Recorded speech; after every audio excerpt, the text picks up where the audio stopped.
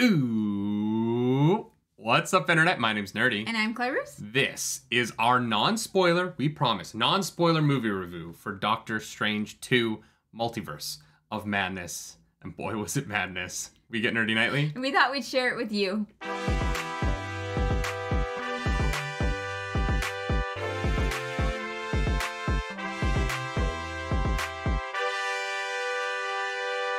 That is right. If you thought Spider-Man No Way Home was crazy.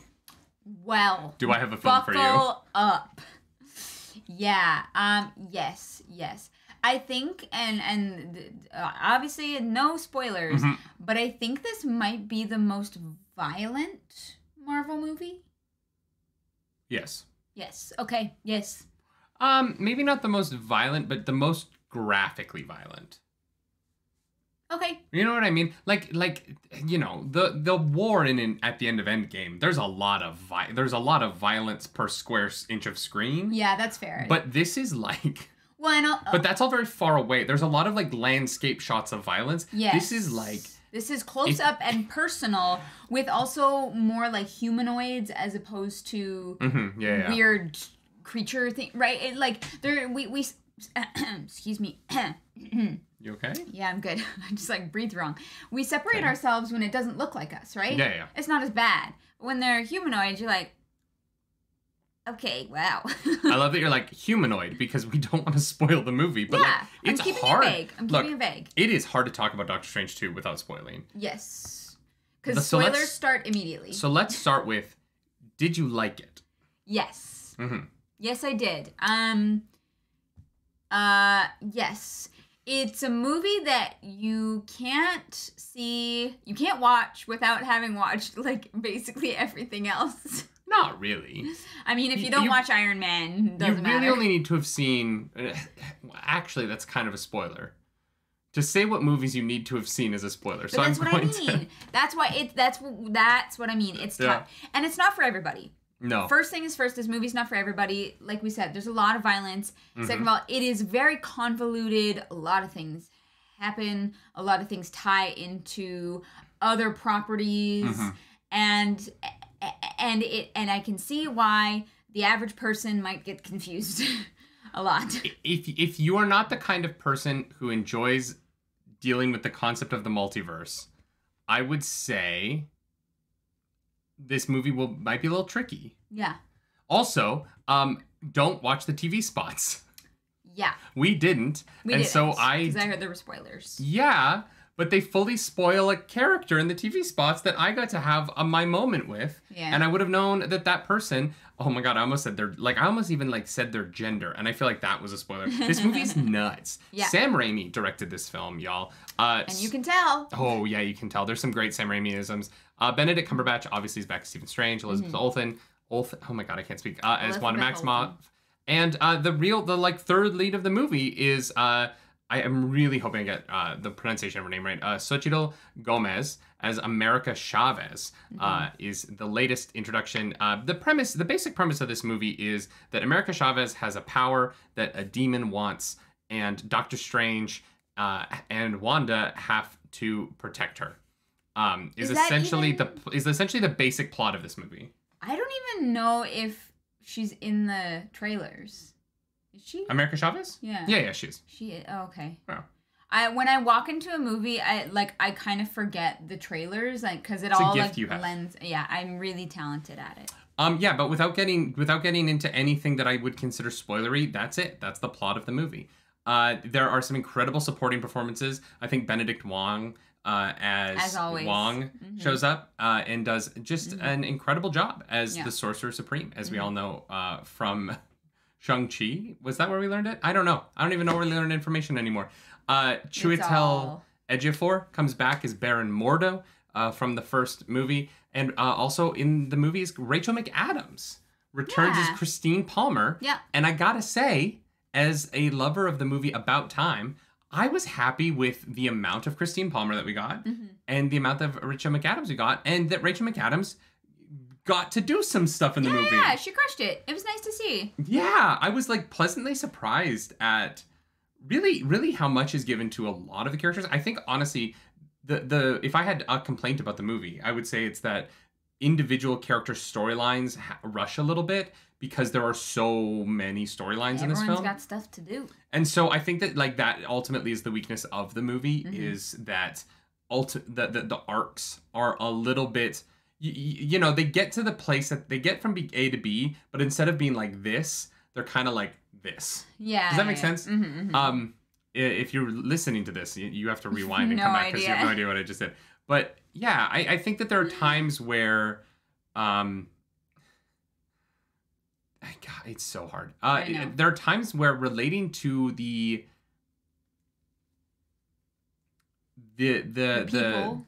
Yeah, I would say the movie is at its best right at the very beginning, and then like from the middle of the second act to the end. Yeah, I think there is a chunk at the end of the first act, the transition from the first act to the second act, where I think that this movie stumbles a little bit in getting everything going because there's so much to get going. Yes. But once the trains have left the station, it's a really fun movie. It's one of my favorite Marvel movies, and I can say that because it's Sam Raimi, and this movie is directed with more directing stuff than your average Marvel movie. It has a style and it has a vibe. Like and a visual flair. Yeah, and the sound. The sound design in this movie is impeccable. In every moment. From transitions, from fights, like it's so well done and so well realized. Yeah, and the score is a huge part of that. The score is absolutely unreal. The performances are all really like surprisingly solid. There's a lot of things that the actors have to like get on board with, and everyone shows up and does their job so well. Yeah. I was really impressed. I thought this was going to be more of a mess than it was. I think that if you're not familiar with multiverse stuff, and if that is like kind of the stumbling block, because I know a lot of people who are like, I'm out. That I've heard people say like, I like the MCU, but the multiverse, I'm out. Then this movie's going to be a struggle. Don't. But if that's something that you enjoy, I love multiverse stuff. It's some of my favorite storytelling. I have not seen everything ever all at once. I'm going to. We're going to. But yes. I think that I think that's going to be the line. Like my mom would hate this movie. You know what I mean? Partially for the violence. Yeah. In a weird way, I would say this movie is more graphically violent than the Batman is. In a sense, yeah. I would say that. I think that the Batman is less... Batman's so dark you can't see it. This is fully lit. Yeah. Every awful thing that happens in this movie is fully lit. See it all. The horror elements, really good. Yeah. You screamed in the theater. It was great. There was one jump scare that legitimately I yelled. It got you, and your yell scared me. And so I jumped, and oh my God. There was a point in the movie where I said something out loud, and there was someone behind us who whispered to the person they were with, they're like, oh, this guy knows all the Marvel characters. Yes. And I was like, yes, I do. Yes, stranger. The post-credit scene, y'all. Yeah. There's two of them. But there's one of them where I have a feeling that the podcast Geek History Lesson? Geek History Lesson? Yes. Isn't that what it's called? They're about to have a lot of downloads. That's where my brain got confused. I pulled the load from download. I was like, yeah, okay, we got there. This isn't piecing together my fractured brain fun. Yes. Geek History Lesson is about to have a lot of downloads this week because that first post-credit scene is someone that you have to have read a very specific set of comics to know. And so that's fun. I had no idea who it was. I had to ask. Yeah. And I like that Marvel is decided that Phase 4 is going to be crazy. Yeah. And maybe not in Phase 4. Phase 4 is setting up maybe the like the post-credit scene from Eternals. They're setting up a Phase 5 with characters that are so out there.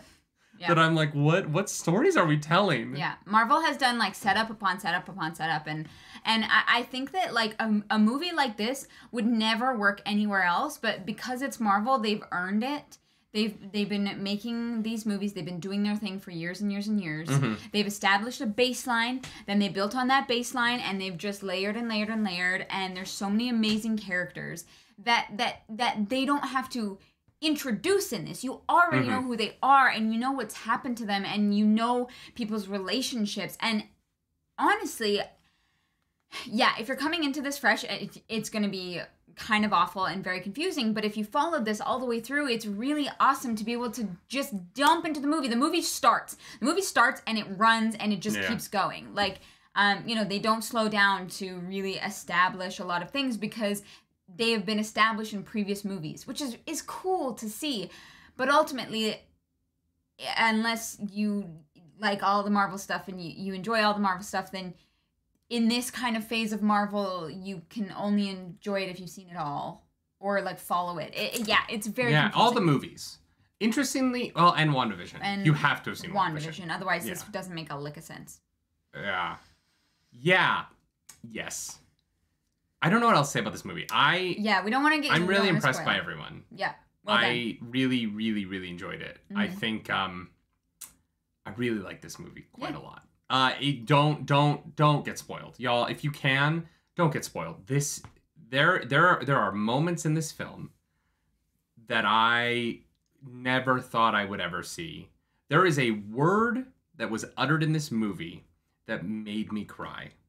A single word, and I can't say what it is. Spoilers. Whatever you think it is, you're wrong, because it's a word that no other nerd would cry at. Like you have to get down to like.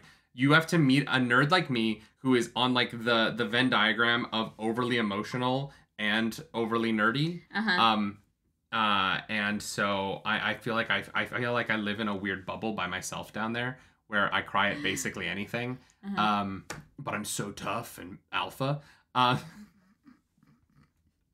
Yes. Well, you laughed at that a little too awkwardly for my taste. The concept of alpha is just hilarious. It's hilarious to me too.